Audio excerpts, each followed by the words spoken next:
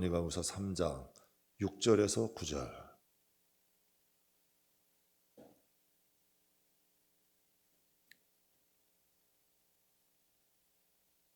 신약성경 335페이지 데살로니가후서 3장 6절에서 9절. 다 찾으셨으면 함께 봉독하겠습니다. 형제들아, 우리 주 예수 그리스도의 이름으로 너희를 명하노니 게으르게 행하고 우리에게서 받은 전통대로 행하지 아니하는 모든 형제에게서 떠나라.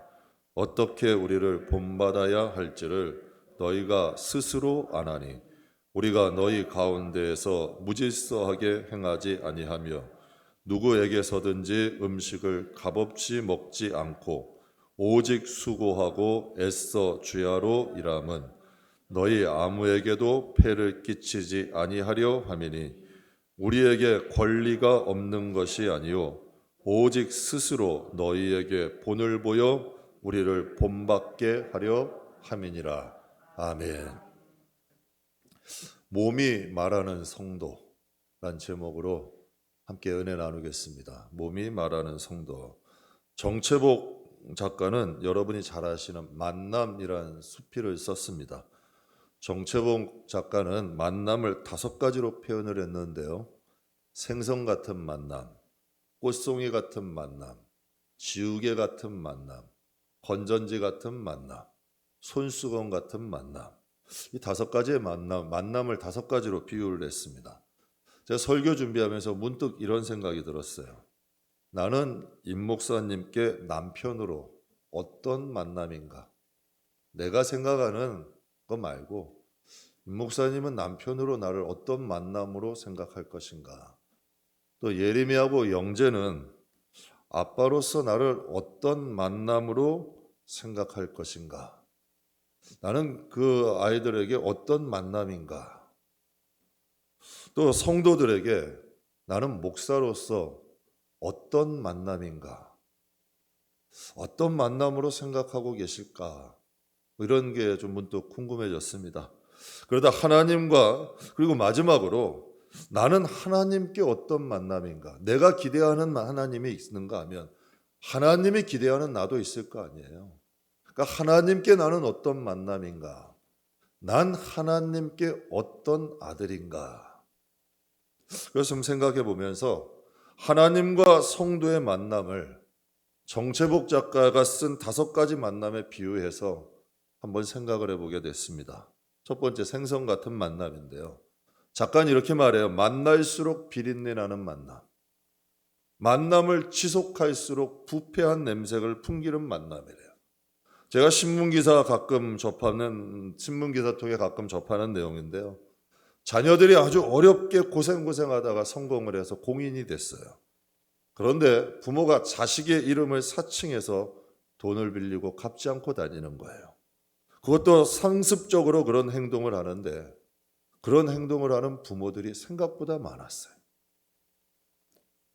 여러분, 부모의 사랑이 하나님의 사랑에 제일 가깝다고 합니다. 제가 기사 보면서 이런 생각했어요. 야, 세상에는 남보다도 못한 부모도 있구나. 정말 좋은 부모님 많죠. 우리 성도님들 보면 정말 좋은 부모님들 많아. 그런데 남보다도 못한 부모도 존재하는구나. 가룟유다는 예수님의 12제자 중 한 사람이에요. 재정까지 맡겼어요. 얼마나 소중했겠어요. 12제장의 한 사람인데 가장 영광스러운 자리 아니에요. 그런데 이 가룟 유다가 예수님을 당시에 노예 한 사람 값의 값으로 제사장들에게 팔아버렸어요. 그때 예수님이 이런 말씀을 하셔요. 그는 태어나지 않았으면 좋을 뻔했다. 오히려 태어난 게 불행하다. 안타까우신 거죠. 세상에는 만날수록 힘든 만남이 있어. 만날수록 힘들어. 차라리 안 만났으면 좋을 생선 같은 만남도 존재합니다. 2번째는 꽃송이 같은 만남인데 피어있을 때는 환호하지만 시들게 되면 버려지는 만남, 오래가지 못하는 만남, 이걸 꽃송이 같은 만남이라고 했어요. 저는 만남은 2가지가 있다고 봐요. 냄비 같은 만남이 있고 뚝배기 같은 만남이 있어요. 전 개인적으로 뚝배기 같은 만남이 좋습니다. 진국이에요. 여러분, 표현은 서툴어도 마음이 변하지 않아. 신앙은 화려한 게 아니에요. 제가 예전에 청년부 사역할 때 보면 늘 화려하게 앞에서 하던 애들이 있어요. 청년들이. 그런데 여러분, 그들은 힘들고 어려운 일 있으면 사라져. 안 보이질 않아. 그런데 늘 여러분 굳은 일 하면서도 늘 한결같은 청년들이 있어요. 그 청년들이 청년부를 붙드는 기초들이야. 반석들이야. 변하지 않는 뚝배기 같은 신앙이야. 신앙은 화려한 신앙이 좋은 게 아니에요. 변하지 않는 신앙이 좋은 거야. 교회 일꾼은 화려한 사람이 아니에요. 유명한 사람이 아니에요. 재능이 많은 사람이 아니에요.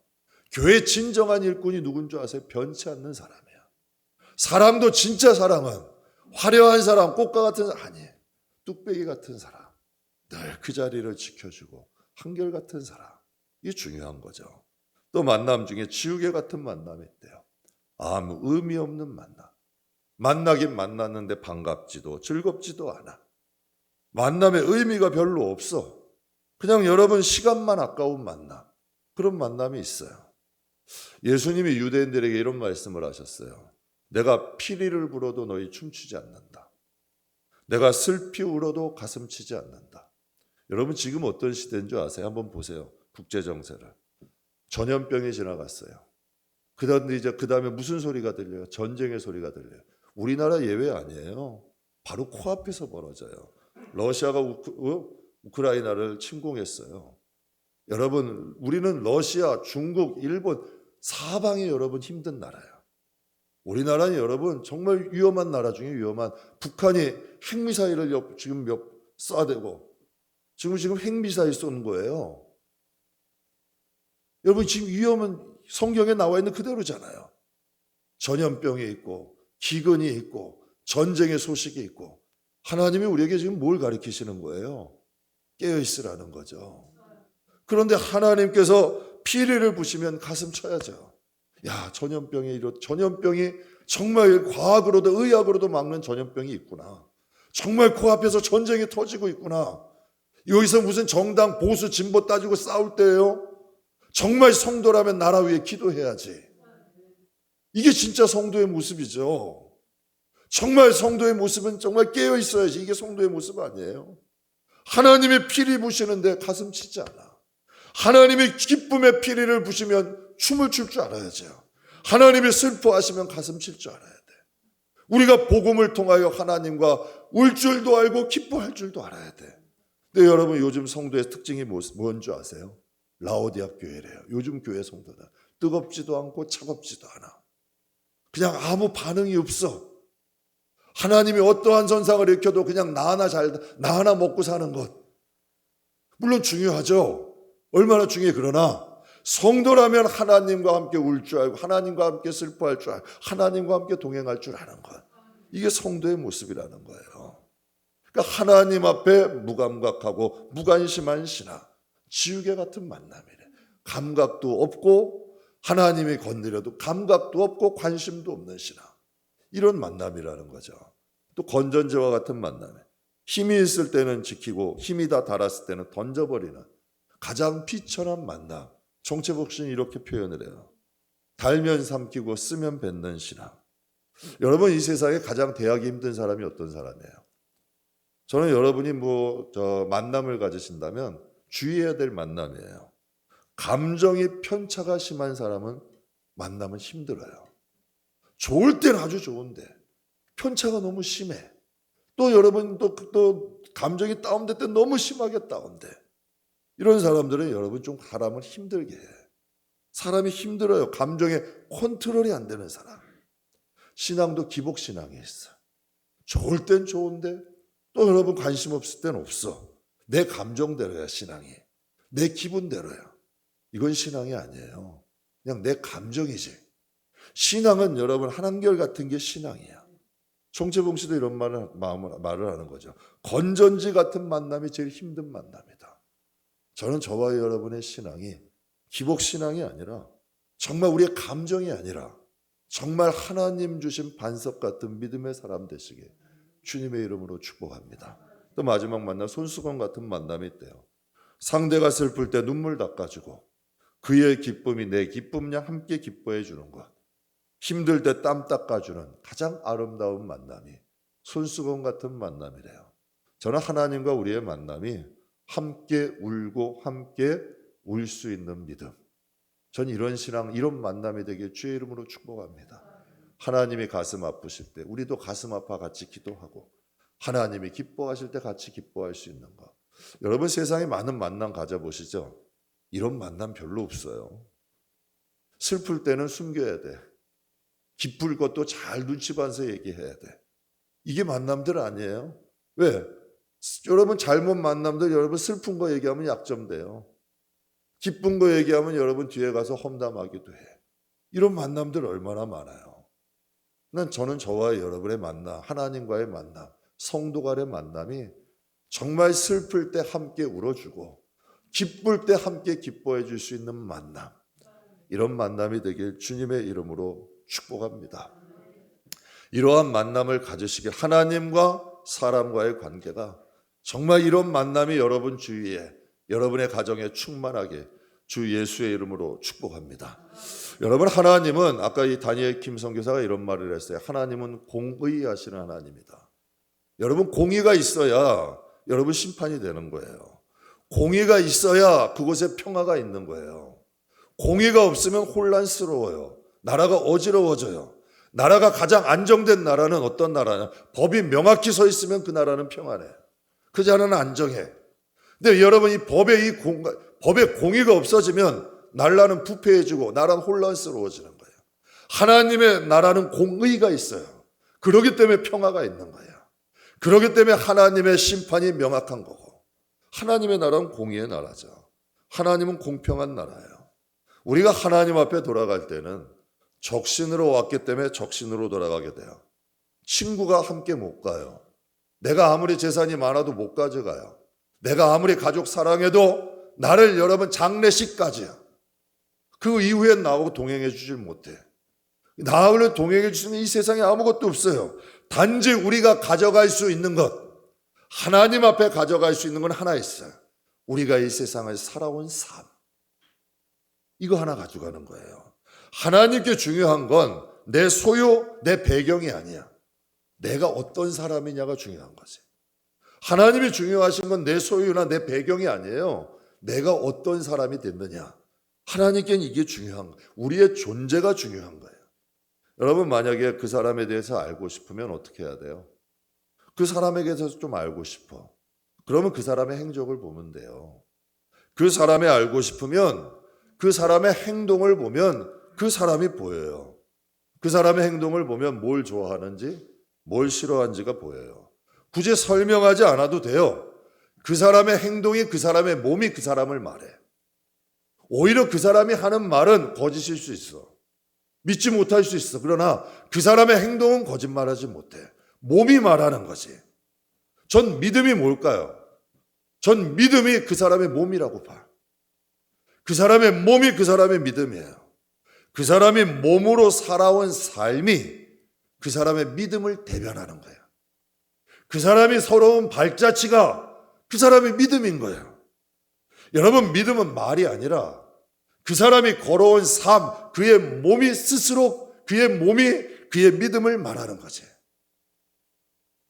여러분 똑같이 예수를 믿어도 그 열매는 다를 수 있어요. 고린도전서 3장에 보면 아주 중요한 말씀이 있는데요. 제가 이거 말씀을 잘 집어가면서 말씀드릴게요. 이 닦아둔 것 위에, 터 위에 능히 다른 터를 닦아둘이 없으니 이 터는 곧 예수 그리스도다. 여러분 우린 다 예수 믿잖아요. 다른 터는 없대요. 오히려 여러분 집을 짓는 기초의 터는 오직 예수 그리스도밖에 없다는 거예요. 근데 만일 누구든지 금이나 은이나 보석이나 나무나 풀이나 집으로 이 터 위에 세우면 여러분 믿음은 집을 짓는 것인데 터는 똑같다는 얘기야. 예수 그리스도. 그런데 집을 짓는 재료가 다르대.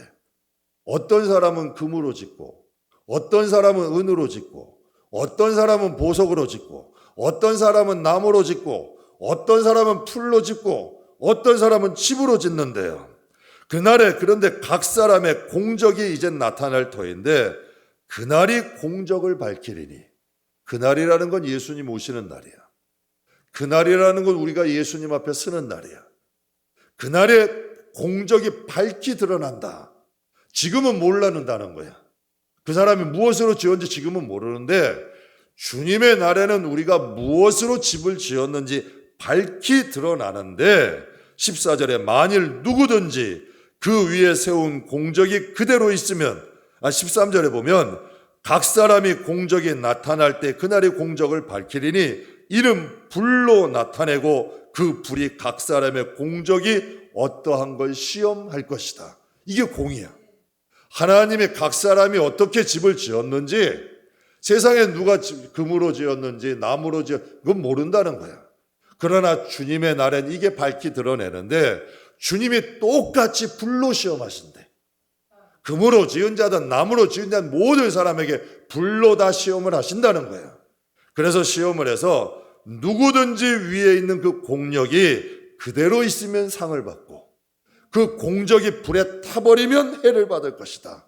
이건 똑같이 시험하신다는 거예요. 그래서 여러분 성경에 보면 예수님이 타작마당을 정하셔서 곡식이 다 들어오면 예수님이 채를 치신대. 그래서 알곡은 여러분 채 쳐보신 연세 많은 분들은 채 쳐보셨잖아요. 채를 쳐서 알곡은 점점 가까이 와 품으로. 근데 여러분 쭉정이는 날아가 버려. 하나님께서 알곡은 곡간에 기두고 쭉정이는 다 빗자루로 쓸어서 풀에 태우신대. 이거 다 성경에 나와 있는 내용이야. 하나님이 말씀하신 내용이야. 예수 그리스도 기초는 다 똑같아. 다 예수를 믿는 것 같은데 집을 짓는 재료는 틀리다는 거예요. 예수를 어떻게 믿는지는 틀리다는 거죠.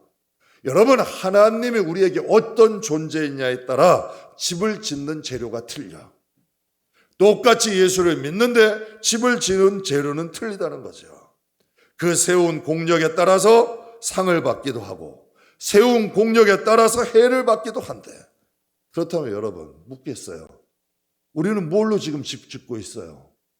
지금 우리의 신앙생활을 어떻게 하고 있어요? 하나님이 여러분께 어떤 존재예요? 하나님이 여러분에게 어떤 분이에요? 성경엔 분명히 하나님이 이렇게 말씀하셨어요. 너희의 자녀들과 너희의 부모들과 너희의 재산보다는 나를 더 사랑해야 내 아버지 앞에 쓸 수 있다. 제가 한 말이 아니야. 하나님이 하신 말씀이야.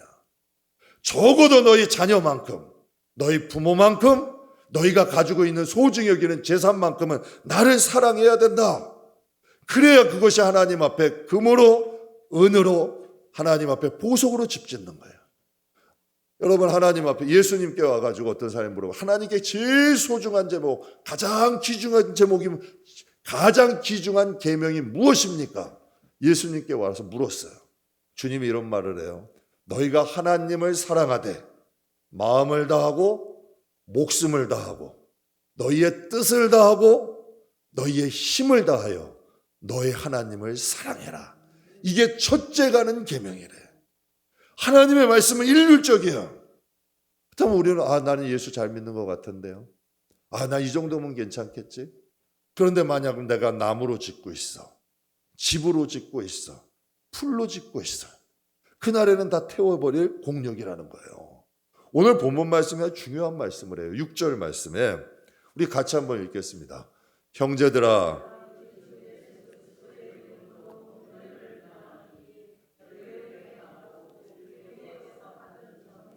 행하지 아니하는 모든 형제에게서 떠나라.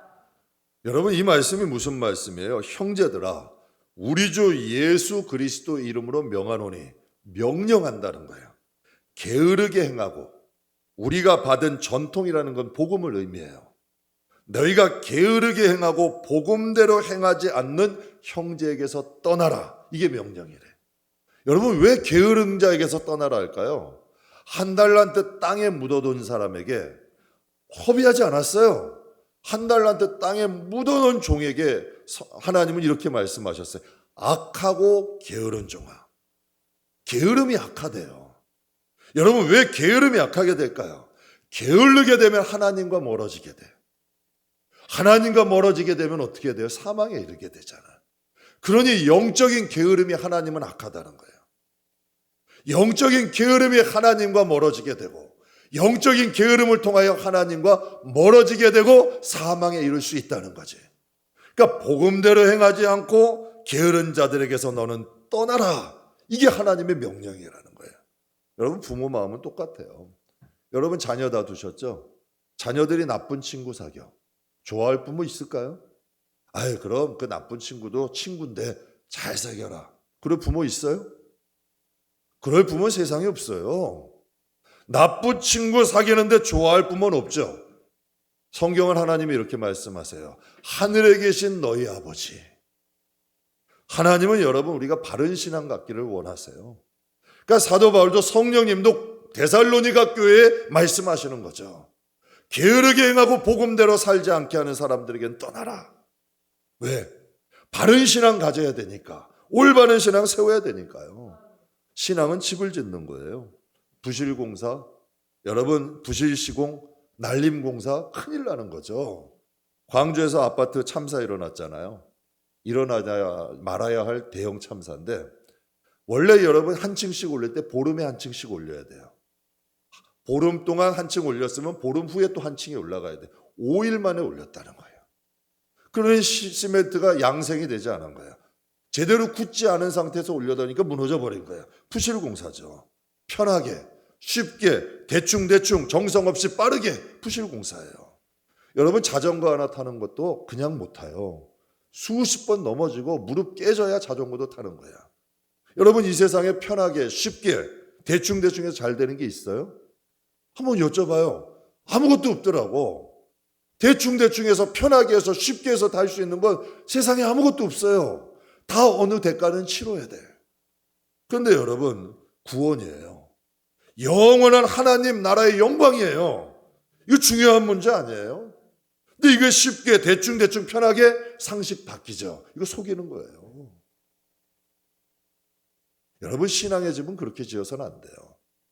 제가 예전에 좀 무릎이 아팠어요. 이게 몇 달이 가더라고요. 그래서 병원을 제가 잘 안 가는 편이라 몇 달이 너무 힘든 거예요. 목 묵직하고 물도 차고. 그래가지고 병원을 갔어요. 동네 이제 한 어떤 정형외과를 한번 딱 갔는데 뼈를 사진 찍어서 뼈는 이상이 없대요. 그래서 자기가 왜 그런지 잘 모르겠대. 나한테 물어 이게 왜 그러는 거죠? 나보고 물어봐 오히려. 그래서 자기도 이유를 모르겠다고 그냥 약 처방해 줄 테니까 한번 먹어보세요. 그래서 약을 뭐 며칠씩 처방해 주더라고요. 약 먹었어요. 안 낫는 거야. 그래가지고 또 물리치료를 받아볼까. 그것도 병원 가서 물리치료를 몇 번 받아봐. 그래도 낫질 않는 거야. 그래서 좀 유명하다는 의사가 있었고 제 무릎 수술해줬던 분이 계셔요. 그래서 그걸 찾아갔어요. 그래서 무릎이 너무 이게 아프다. 뭐가 잘못된 거냐고. 그래서 침대에 누워보래요. 조금 만지더니 딱 한 번 딱 만지더니 그러더라고요. 이건 무릎이 잘못된 게 아니라 어떤 게 잘못된 거다. 그러니 약 처방 딱 해주고 하루 만에 가벼워지다. 제가 그래서 생각했어요. 야, 구원은 건강보다 더 소중한 거예요. 여러분 진단이 명확해야죠. 우리의 신앙도 명확해야죠. 내가 금으로 짓고 은으로 짓고 보석으로 짓는지 나무로 풀로 집으로 짓고 있는지 봐야지요. 무엇으로? 내 느낌, 내 상식, 사람들의 말 아니에요. 성경이야. 성경을 통하여 우리의 신앙을 진단해야죠. 그래서 내가 바른 집을 지어가야죠. 우리의 믿음을 보시는 분은 하나님이에요. 그 여러분의 믿음을 시험하는 사람은 시험하는 존재는 사단 아니에요. 그러니 우리가 하나님 앞에 깨어서 집을 지어야죠. 각 사람의 공적이 밝힐 날이 반드시 온다는 거 여러분 믿고 잊지 마시게 주님의 이름으로 축복합니다. 초대교회 시대들은 거짓 교사가 많았어요. 당시는 헬라 문화가 발달해서 철학이 발달했어요. 그러니까 당시에 발달한 게 수사학이야. 수사학이라는 게 무엇이냐면 웅변, 말을 잘하는 거예요. 웅변가들이 많았어요. 그리고 여러분 말에 능한 말의 전문가, 말을 잘하는 전문가들이 많았어요. 그런데 복음을 전하는 사람들이 인기가 있는 거예요. 그랬더니 수사학을 연구하고 수사학을 배운 사람들이 복음을 전하기 시작해. 근데 그들은 복음의 능력은 경험해보지 못했어. 거듭남의 체험은 못한 거예요. 그런데 달변가들이야. 말은 잘하는 거예요. 그들이 성경을 가리키고 하나님 말씀을 전하는 가르치는 사람들이 된 거예요. 그때 여러분 사도 바울이 그들로 인하여 고린도 교회가 분쟁이 일어난 거예요. 복음의 능력이나 거듭남을 체험하지 못한 거짓 교사들이 고린도 교회에 파고 들어간 거예요. 그때 사도 바울이 참 교사와 거짓 교사를 어떻게 분별할 수 있느냐? 사도 바울이 고린도 교회에 이렇게 편지를 해요. 고린도전서 4장 19절에 이렇게 말씀하세요. 주께서 허락하시면 내가 너희에게 속히 나가서 교만한 자들의 말이 아니라 오직 그의 능력을 알아보겠으니, 내가 그들의 말을 들을 것이 아니라 그들의 능력을 보겠다. 그들이 하는 말이 아니라 그들의 능력을 확인하겠다. 그렇다면 참된 교사와 거짓 교사의 능력의 차이가 뭘까요? 여러분, 능력과 참된 것과 거짓의 차이가 뭘까? 오늘 본문 말씀이 명확하게 말씀하고 있어요. 7절부터 9절까지 어떻게 우리를 본받아야 할지를 너희가 스스로 안 하니, 이제 소리가 이 정도 되면 너희가 스스로 좀 분별되지 않느냐? 우리가 너희 가운데에서 무질서하게 행하지 아니하고 질서 있게 행했다는 거예요. 누구에게든지 음식을 값없이 먹지 않고 오직 수고하고 애써 주야로 일함은 너희 아무에게도 폐를 끼치지 아니하려 함이니 우리에게 권리가 없는 것이 아니라 오직 스스로 너희에게 본을 보여 우리를 본받게 하려 함이라. 본문이 무엇을 말하고 있나요? 바울이 무슨 말을 했느냐, 이게 중요한 게 아니라는 거예요. 바울이 그들 앞에 어떻게 살았느냐, 어떠한 삶을 살았느냐를 말하고 있어요. 내가 너에게 와서 무슨 말로 어떻게 가르쳤느냐가 아니라 내가 너희 가운데 있을 때 어떻게 살았느냐, 내가 어떻게 너에게 본을 보였느냐, 이걸 말하고 있어요. 여러분, 능력이라는 건 거창한 게 아니에요. 무슨 은사가 나타나는 게 능력이 아니라 진정한 능력, 하나님의 나라도 인정받는 능력은 뭐냐면 우리의 몸이 복음을 증거하고 있느냐. 아무리 많이 배우면 뭐예요? 우리의 몸에 배이질 않는데. 여러분, 목수일하는 사람은 몸에 아예 목수일이 배어 있어요. 여러분, 직업은 아예 우리의 몸에 배이지 않아요. 직업은 못 속여. 그 사람과 같이 있으면 그 사람의 직업이 뭔지가 나와. 왜? 아예 몸에 배어 있으니까. 우리가 신앙생활을 5년, 10년, 20년 했으면 복음이 당연히 배워야죠. 진정한 능력이 뭐예요? 몸이 복음을 말하는 사람, 복음이 몸에 배어 있는 사람, 삶을 통해 복음이 나타나는 것, 이게 진짜 능력이야. 하나님은 이걸 보기를 원하시는 거예요. 몸이 복음을 말하고 있는 사람. 제가 어제 다니엘 김 영상을 혼자 보는데요, 눈물이 핑 돌더라고. 가슴이 먹먹하더라고. 저는 다니엘 선교사하고는 비교가 안 되는 사람이에요. 그런데 뭐가 진짜인지는 알겠더라고.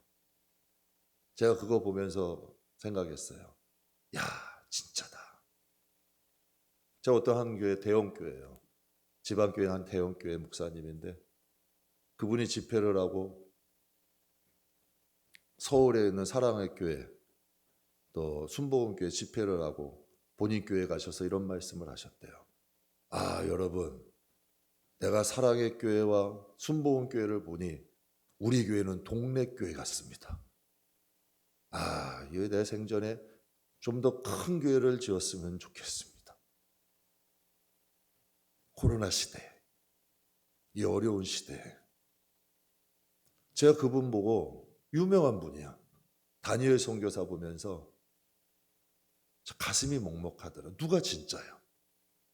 누가 정말 하나님이 사랑하시는 종이냐? 제가 그 다니엘 선교사 영상 보면 그런 생각했어요. 저 모습이 진짜 성도의 모습이다. 저 모습이야말로 하나님이 우리에게 보고 싶어 하시는 모습이다. 정말 이런 생각이 들었어요. 예수님은 바리새인들에 대해서 이렇게 경고하셨어요. 마태복음 23장 1절로 3절. 이는 예수께서 무리와 제자들에게 말씀하시되 서기관들과 바리새인들이 모세의 자리에 앉아 있으니, 서기관들과 바리새인들이라는 것은 여러분 선생, 지도자, 가리키는 사람들이에요. 그들이 모세의 자리에 앉아서 가리킨다는 거죠. 그런데 이렇게 말씀, 그러므로 무엇이든지 그들이 말하는 바는 행하고 그들이 하는 행위는 본받지 말라. 그들은 말만 하고 행하지는 아니한다. 이거 충격적인 말씀 아니에요. 제가 일부 때 이런 생각이 들더라고요. 한 성도분에게 여러분 하나님이 꿈을 꾸게 하셨어. 만약 가령. 그러면서 한 성도분에게 이렇게 말씀하신 거예요. 너는 안 목사가 행하는 말은 잘 듣고 그가 하는 행동은 본받지 마라. 그는 말만 하고 행동하지 않는다. 저는 불행한 사람이에요. 저는 참 슬퍼해야 될 사람이야. 불행해야 될 사람이에요. 사랑하는 성도 여러분, 성도란 직분이 아니에요. 연조가 물론 여러분 직분대로 하나님께 상급 받을 수 있어. 그러나 정말 성도에게 중요한 건 뭐예요? 내 몸이 복음을 말하고 있는가? 정말 복음이 나에게 물들어가고 있는가? 정말 예수가 나에게 좀 나오고 있는가? 이게 중요한 거 아니에요. 내가 무슨 말을 하느냐? 이게 아니라 내 몸이 뭐라고 말하고 있느냐? 제가 오늘 제목을 하면서 몸으로 말하는 성도를 하고 갔다 몸이 말하는 이건 몸으로 말한다. 내가 몸으로 뭔가를 말하려고 하는 거고 몸이 말한다는 건 몸이 스스로 말을 하는 거야. 나도 모르는 중에 왜 복음이 물들어 있으니까. 창세기 금요일날 강의하고 있는데요. 창세기에 4명의 족장이 나와요. 아브라함, 이삭, 야곱, 요셉. 그런데 여러분 이 요셉은 특징이 있어요. 어린 나이인데 굴곡이 많아요. 그가 총리가 된 게 30세예요. 그가 여러분 애굽에 팔린 게 형들에 의해서 팔린 게 17세예요. 그러니까 약 13년을 고생한 거죠. 그가 여러분 그 13년 동안 친위대 보디발의 집에 노예로 팔려가기도 하고 감옥에 갇혀서도 있기도 하고 또 여러분 그가 총리가 되기도 해요. 극과 극 아니에요. 원래 여러분 롤러코스터 같은 인생이잖아요. 그런데 그의 인생에는 특징이 있어. 변함이 없어요. 감옥에 가면 여러분 다운돼야 되잖아요. 종이 되면 원망해야 되잖아요. 총리가 되면 뭔가 여러분 좀 이게 좀 되잖아요. 그런데 그는 변함이 없어. 금과 같은 사람이야. 음과 같은 사람이야. 본질이 변하지 않아요. 사도 바울은 참 자랑할 게 많은 사람이에요. 신분이 좋아요. 가문이 좋아. 학력이 좋아요. 가문도 좋고 신분도 높았어요. 바리새인이었어요. 내세울 게 참 많은 사람이에요. 근데 그가 디모데에게 유언을 하면서 이런 말을 해요. 내가 하나님 앞에 가져갈 건 내 신분도 아니고 내 가문도 아니고 내 학력도 아니다. 내가 하나님 앞에 가져갈 것은 내가 선한 일을 행하기 위해 쌓은 흔적, 내가 믿음 지키기 위해 몸부림친 흔적. 다니엘 선교사 아니에요. 그 힘든 가운데 제가 그 영화도 보면 그 수십 년 동안 자손들 키우면서 힘들었던 거예요. 근데 그 아버지와의 약속도 지키려고 그렇게 힘든 것도 힘든단 말 안 하고 그 아버지하고의 약속 하나 지키려고도 여러분 그렇게 산 거야. 그래서 여러분 그 나이가 들어서 그 노년의 아버지 사진 보면서 거기서 펑펑 운 거지. 나 많이 힘들었다고. 여러분 우리가 하나님의 아들로 이 세상 태어나서 이 세상에서 믿음 지키기 힘들어요. 어려워요. 당연히 어려운 거야. 그러나 우리가 이 믿음 잘 지키고 하나님 앞에 가서 여러분 우리의 마음속에 우리의 몸속에는 믿음 지키기 위한 몸부림친 흔적이 있냐는 얘기죠. 바울은 이게 재산이라는 거야. 내가 이 악한 세상에서 선한 싸움을 싸우는 흔적. 또 여러분 바울은 몸에 상처가 많았어요. 왜? 채찍을 많이 맞았어. 복음 전한다고 돌로 막 던져서 죽을 뻔하기도 하고. 그러니까 바울이 얘기한 거예요. 내가 하나님 앞에 갈 때 가져갈 수 있는 건 선한 싸움 싸우고자 한 나의 흔적, 믿음을 지키고자 했던 몸부림친 흔적, 나에게 주신 사명을 마친 삶, 이것이 내가 하나님 앞에 가져갈 유일한 것이다 고백을 해요. 신분도 아니고 가문도 아니고 학력도 아니고 내가 하나님 앞에 가져갈 것은 이것이다. 이것이 여러분 장차 우리가 하나님 앞에 어떤 사람인지 또 우리가 믿음의 집을 무엇으로 지었는지 이것이 드러나게 되는 거죠. 우연히 임 목사님과 함께 예림이 이제 갓난아기 때 지금 우리 저기 아기 이름이 리안이에요. 리안이 그 만날 때 찍은 사진이 있어요. 그러니까 임 목사님 친정 어머니가 이제 그 꼬맹이를 이렇게 안고 찍은 사진이 하나 있는데 약 30년 전 사진이에요. 그러니까 그 당시에 어머니가 지금 임 목사님보다 나이가 좀 어렸어요. 근데 그 사진을 보면서 임 목사님이 이런 말을 하더라고요. 야, 이게 엊그제 같은데. 그게 엊그제 같다는 거야. 그런데 이제 그게 엊그제 같은데 지금 예림이가 그와 같은 아기를 낳은 거예요. 그러면서 이런 소리를 해요. 야, 나도 금방 엄마처럼 나이가 들겠구나. 근데 이게 현실이잖아요. 근데 그 말을 하는데 이 마음에 그 마음이 참 공감이 되는 거예요. 제가 가끔 딸아이한테 동안이라 그러면 예림이가 그래요. 장로님께 이른대. 장로님께 제가 동안이라고 한번 그랬다가 장로님이 아이고 그건 목사님 생각이고요. 하고 맨날 이런 저는 30대 같아요. 진짜 지금 저는 그래요. 그런 마음이야. 그런데 이제는 몸도 하나하나씩 조금씩 손봐야 될 때들이 들어가. 죄송한 표현인데요. 근데 그 마음이 공감이 되더라고. 야, 맞아. 내가 예림이고 갓난아기 때, 그 병원 데리고 갓난아기 때가 엊그제 같은데, 기가 30년이 지났어. 야, 그러면 그때 만약에 세월이면 나는 하나님 앞에 갈 수 있겠다. 공감이 되는 거예요. 그래서 그런 마음이 들었어요. 야, 이게 먼 훗날의 얘기가 아니구나. 사랑하는 성도 여러분, 우리가 몸으로 부딪혀온 삶이 바로 믿음이에요. 믿음은 내 입으로 얘기하는 게 아니에요. 내가 여러분 서기관 바리새인도 모세에 자리에 앉았는데도 그러는데 나 목사니까 이게 믿음이 아니에요. 내가 몸으로 부딪혀서 이겨내온 삶이 내 믿음이야. 그 몸이 나의 믿음을 말하는 거죠. 여러분 그것을 가지고 우리 하나님 앞에 가게 되는 거예요.